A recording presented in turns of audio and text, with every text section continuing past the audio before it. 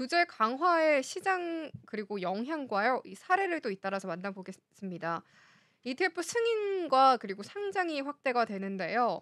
2024년 1월 스팟 비트코인 ETF 11종이 승인이 됐는데요. 이후에 전통 금융기관 참여가 확대가 됐습니다. 하지만 명확한 가이드라인 없이는 기관 투자자의 진입이 제약이 될 수가 있죠. 그리고 또 법정 화폐 연계 스테이블 코인 관리인데요. SEC와 그리고 CFTC는 이 스테이블 코인을 상품 혹은 증권으로 분류할지를 두고 다툼이 지속되고 있습니다. 이 분류에 따라서 유동성 요구 사항과 담보 비율 규제가 달라진다라고 합니다. 사례를 예로 하나 또 들어보도록 할 텐데요.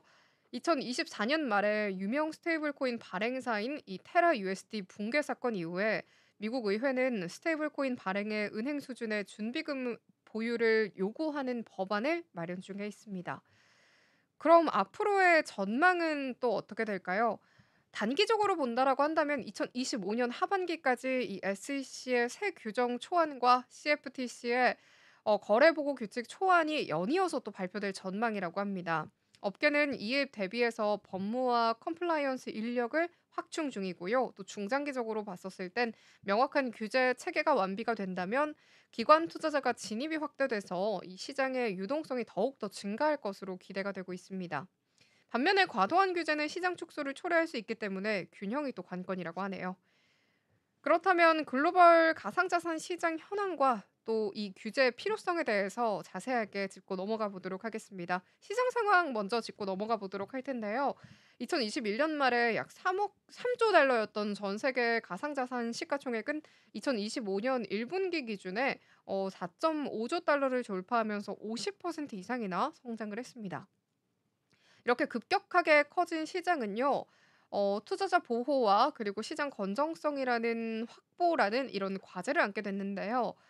과거 몇 년간 코인 거래소 해킹 사고로 인한 수백억 원대의 피해 사례가 여러 차례 발생을 했고요.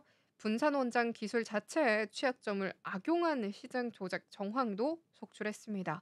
이에 따라서 단순한 묵시적 규제 수준을 넘어서 법적 구속력을 갖춘 명확한 가이드라인 제정 요구가 높아진 것이 또 지금의 배경입니다. 특히 제도권 금융기관과 기업이 이 디지털 자산에 진입을 하려면 불확실성을 제거하는 것이 필수적이어서 규제 강화는 곧 시장 확대를 위한 전제 조건이 되었습니다.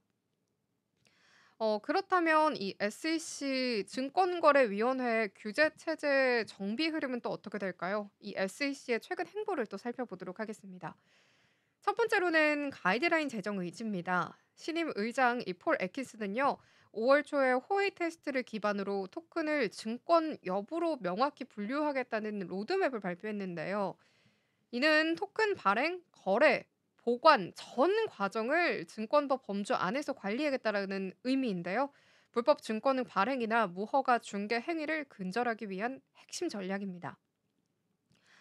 두 번째로는 기존 소송과 경고 강화입니다. 이 주요 거래소에 대한 소송은 일부 중단 그리고 보류화돼 소송 예고를 통해서 업계 전반에 경고 효과를 주고 있습니다.